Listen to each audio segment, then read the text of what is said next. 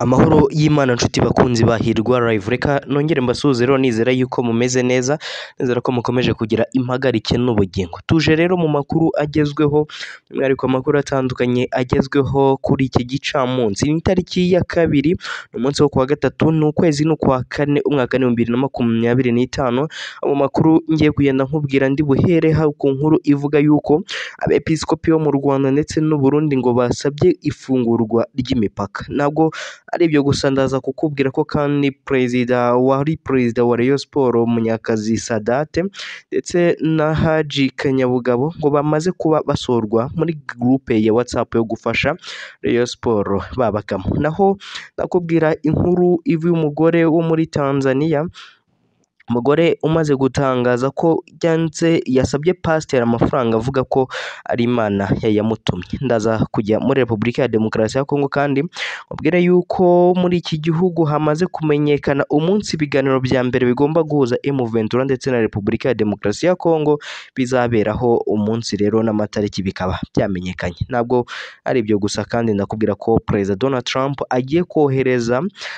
akaba agiye kohereza intumwa ye, agiye kuyohereza muri Repubulika ya Demokarasi ya Kongo. Ni umujyanama we, akaba agiye kumwohereza muri Repubulika ya Demokarasi ya Kongo ndetse n'u Rwanda kugira ngo harebe ko umwuka mubi hagati y'ibihugu byombi warangira cyangwa se wavaho burundu. Izo ni ingingo rero tugiye kugenda tugarukaho muri aya makuru hano kuri Hirwa Live. Nizera yuko mwamaze gukanda subscribe, mugakora like, mugatera comment, mugakora na share. Ubwo mu kanya ndaje mpite nyarambura. Yes, reka ntangire nkubwira iyi nkuru yuko rero ishyirahamwe ry'inama y'abepiskopi mu Rwanda ndetse no mu Burundi ni ACOLEB ryasabye ibihugu byombi kuganira ku ngingo zirimo gufungura imipaka yafunzwe muri Mutarama mu mwaka 2024. Iri shyirahamwe kandi ryagaragaje iki cyifuzo nyuma y'inama yarihurije mu Rwanda kuri Saint Joseph mu karere ka Ngoma.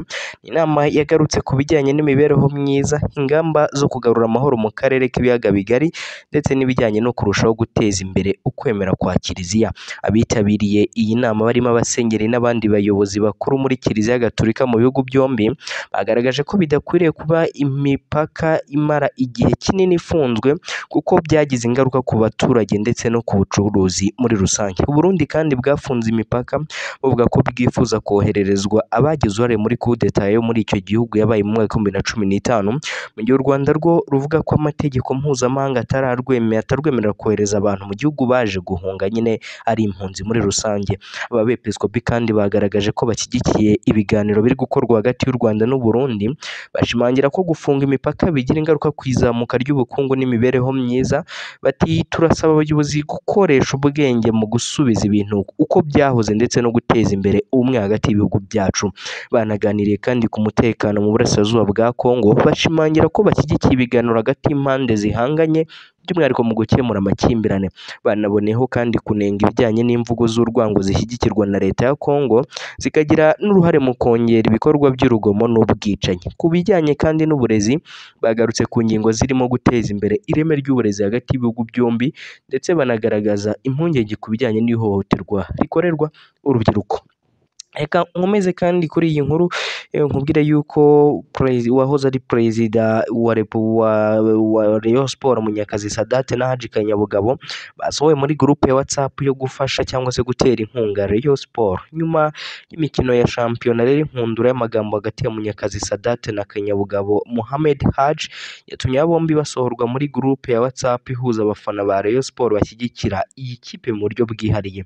Iki kibazo cyatangiriye ku butumwa Munyakazi Sadate yanditse ku rubuga rwa X nyuma y'umukino Rayon Sports yatsinzwemo na Mukura Victory Sport. Mu butumwa bwe Sadate yagaragaje ko umwaka utaha azashora amafaranga muri Rayon kugira ngo ibiye, amagambo atarakiriwe kimwe n'abafana bamwe bemeranya nawe mu gihe abandi batemeranyaga nawe ku buryo yakoresheje nyine. Nyuma y'amagambo kandi Haji Kanyabugabo Mohamed yinjiriye Sadate muri ya groupe y'abafana ba Rayon Sports bashyigikira ikipe mu buryo bw'amafaranga. Kanyabugabo yamwibukije ko niba afite ubushake bwo gushora amafaranga mu mupira w'amaguru ashobora kuyashora muri Kinazi FC aho kuyashyira muri Rayon Sports.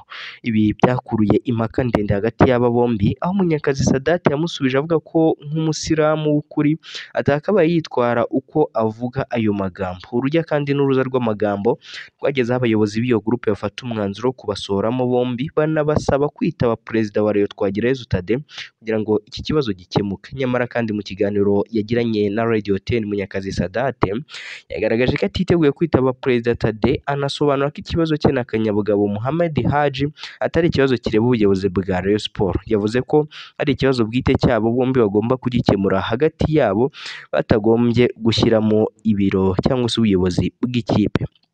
Nerekeje mu nkuru zikomeje kuvugwa hanze y'u Rwanda, nkubwire yuko hamenyekanye umunsi ibiganiro bya mbere bya M23 na Congo bigomba kuzaba aho nyine. Amakuru rero aturuka ku ruhande rwa leta ya Repubulika ya Demokarasi ya Congo ndetse n'urw'umutwe wa M23 aravuga ko nta gihindutse impande zombi zizahurira mu biganiro tariki ya 9 Mata 2025. Ibiro ntaramakuru leta z'ibyabongereza kandi bavuga ko impande zombi zizahurira i Doha muri Qatar, ikaba inshuro ya mbere zaba zihuye kuva mu Gushyingo kwa 2021 ubwo intambara zihanganyemo yongeraga kubura. Ibiganiro kandi bitaziguye M23 na leta ya Congo bizahuriramo biri mu rwego rwo gukemura amakimbirane impande zombi zifatanye.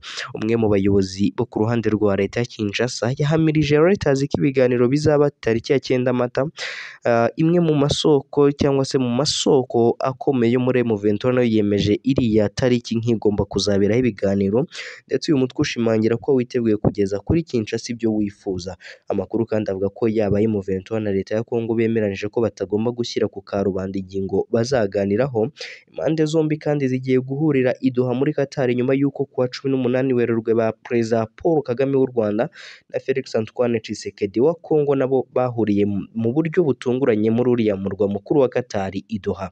Amakuru akavuga ko kuva kuwa 5 w'icyumweru gishize Qatar yakiriye icyiciro cya kabiri cy'ibiganiro bya Kigali na Kinshasa, ndetse ko uwo munsi yanahuye n'intumwa za M23 zirimo Bertrand Bisimwa usanzwe ari perezida w'uyu mutwe na Colonel John Imanu Nzenze ukuriye ubutasi bwaho. Icyakora kandi uwo munsi amakuru avuga ko ziriya ntumwa zitigeze ngo zihura n'uruhande rwa leta ya Repubulika ya Demokarasi ya Congo. Mu Gushyingo kwa 2021 kandi nibwo intambara hagati ya M23 kuri bigenzura ibice byinshi byo mu burasirazuba bwa Congo Kinshasa n'ingabo za leta y'iki gihugu yongeye kwaduka nyuma y'uko Kinshasa yanze kubahiriza ibikubiye mu masezerano y'impande zombi zari zumvikanye. Nyine imirwano yatumye abanyekongo babarirwa mu bihumbi bava mu byabo ndetse inateza umwuka mubi hagati ya Kongo n'u Rwanda ishinja kuba rushyigikiye uriya mutwe. Mu by'u Rwanda kandi rushinjwa harimo guha M23 ubufasha bw'ingabo n'ubw'ibikoresho, ndetse ibihugu bitandukanye mu mezi ashize byarufatiye ibihano rushinjwa kuba rufite ingabo ku butaka bwa Kongo.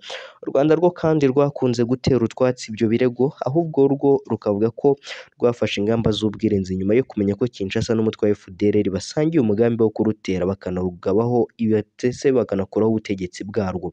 Kera kabaye kandi leta ya Congo ikaba igiye kujya mu biganiro na M23 mu gihe yari yarakunze kurahira ikanirenga ko itazigera na rimwe ijya mu biganiro n'uriya mutwe yita umutwe w'iterabwoba. Reka nkomeze kandi njye mu Burusiya nkubwire yuko abarenga 160,000 ari bagiye kwinjizwa mu gisirikare cy'Uburusiya.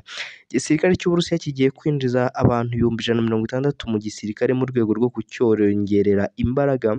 Uyu ukaba ari wo mubare munini ugiye kwinjizwa mu gihembwe cya mbere cy'umwaka kuko byaherukaga mu mwaka wa 2011. Abazinjizwa mu gisirikare ni abafite imyaka iri hagati ya 18 na 30. Gusa aba basirikare ngo ntibazoherezwa mu ntambara igihugu cyabo kirimo muri Ukraine, ahubwo bazatozwa ndetse barinde umutekano w'igihugu bari iwabo. Mu gihembwe cya mbere cy'umwaka ushize nabwo Uburusiya bwari bwakiriye abasirikare bashya 5,000 bivuye ku biyongereyeho 10,000. Ku rundi ruhande kandi Uburusiya bwongera abasirikare mu ngabo mu bihe by'impeshyi ndetse n'itumba. Muri rusange igihugu kikaba gifite intego yo kongera umubare w'abasirikare bacyo ukava kuri 1,150,000 ukagera kuri 2,039,000.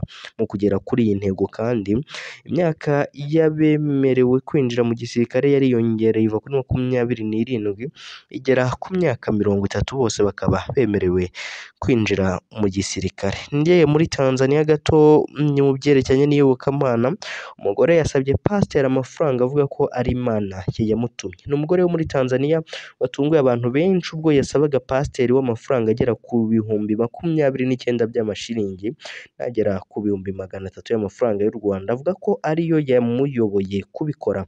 Uyu mugore wari wambaye umwambaro usanzwe ndetse n'igitenge cyera ku mutwe, yavuze ko yari yabanje kugira igitekerezo cyo gusaba amafaranga make, ariko nyuma Umwuka Wera akamubwira ko akwiye gusaba menshi. Pasiteri rero yamuteye utwatsi amubaza niba koko ari Imana yamubwiye cyangwa se niba ari we ubwe wabitekereje.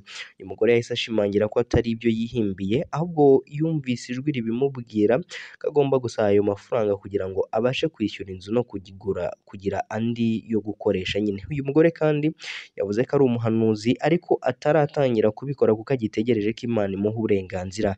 Iki gikorwa cyatumye abantu batandukanye bagira ibitekerezo bitandukanye ku mbuga nkoranyambaga. Bamwe bashimye ubutwari bwe, abandi bagaragaza ko bifite isomo rikomeye ku buryo bamwe bashaka kugerageza gukora nka we by'umwihariko ibyo yakoze. Reka ngende muri Leta Zunze Ubumwe za Amerika mbari naho nsoreza aya makuru, mubwire ko Perezida wa Leta Zunze Ubumwe za Amerika Donald Trump agiye kohereza Masad Boulos usanzwe ari umujyanama we mu bihugu birimo u Rwanda, Repubulika ya Demokarasi ya Kongo ndetse na Kenya na Uganda. Boulos asanzwe ari umujyanama wa Trump mu bihugu by'Abarabu n'Uburasirazuba bwo hagati. Uyu mugabo ni umucuruzi ukomeye, akaba azi Afurika cyane kuko yakorewe ubucuruzi mu bihugu nka Nigeria. Ubucuruzi bwibandaga cyane ku makamyo atwara imizigo n'imashini ziremereye, kenshi zikoreshwa mu nganda nini. Ubumenyi kuri Afurika buri mu byatumye uyu mugabo yizerwa. Amakuru akavuga ko yagizwe umujyanama mukuru ku bijyanye na Afurika muri Minisiteri y'Ububanyi n'Amahanga ya Amerika. Ni inshuti ya hafi ya Trump dore ko yamufashije mu bihe byo kwiyamamaza, aho yibanze cyane ku banyamerika bafite inkomoko mu bihugu by'Abarabu, akababwira ko Trump ariwe uzahagarika intambara zimaze imyaka zica abantu mu Burasirazuba bwo hagati. Uyu mugabo kandi afitanye umubano wa hafi n'umuryango wa Trump by'umwihariko, dore ko umuhungu we Michael Boulos yashyingiranywe n'umukobwa muto wa Trump, Tiffany Trump. Amakuru kandi avuga ko urugendo rw'uyu mugabo rutegerejwe kuri uyu wa kane rukazaba rufite intego ebyiri z'ingenzi, zirimo gushyigikira ibiganiro bigamije gushaka amahoro y'intambara zimaze igihe kinini mu Burasirazuba bwa Repubulika ya Demokarasi ya Kongo. Hari kandi kurebera hamwe uburyo Amerika yateza imbere ishoramari mu karere k'ibiyaga bigari, cyane ko ari ahantu hakungahaye ku mabuye y'agaciro, hakaba n'ibihugu bifite umuvuduko uri hejuru mu iterambere. Mu nshingano z'uyu mugabo kandi hazaba harimo kwibanda cyane kuri aka karere. Amakuru akaba avuga ko ibijyanye n'icyifuzo cya Kongo yagejeje muri Amerika cyo kuyiha uburenganzira bwo kubyaza umusaruro amatungo kamere ndetse n'umutungo wayo ngo bishobora kuzahabwa imbaraga mu nshingano za Boulos. Amakuru avuga ko inzira zo gutegura uru rugendo zatangiye kuko uyu mugabo yamaze kuganira n'abayobozi b'u Rwanda na Kongo, bakaba baranaganiriye mu kwezi gushize. Amakuru anavuga ko abayobozi ba Kongo bamaze igihe kinini ku ngoro y'inteko ishinga amategeko ya Amerika bagerageza gusobanura uburyo icyo gihugu gishobora kungukira mu mutungo kamere wa Kongo ubarirwa agaciro ka miliyari 24 by'idolari. Nyuma yo gutsindwa intambara na M23 kandi amakuru avuga ko Repubulika ya Demokarasi ya Kongo yishingikirije cyane kuri Amerika, ndetse umuvugizi wayo Patrick Muyaya akaba aherutse kubigaruka agira ati Amerika ishobora kudufasha binyuze mu buryo bwa diplomasi ndetse no gushyiraho ibihano bikomeye, by'umwihariko ikabifatira u Rwanda. Nshuti bakunzi bacu rero, munyemerere ngane ku musozo w'amakuru yaragezweho muri aya masaha, mbashimira uburyo twabanye, mbasaba gukanda subscribe kugira ngo tujye tubana kenshi. Hagati aho mukomeze mugire ibihe byiza, ndagaruka mu yandi makuru araza kuba agezweho.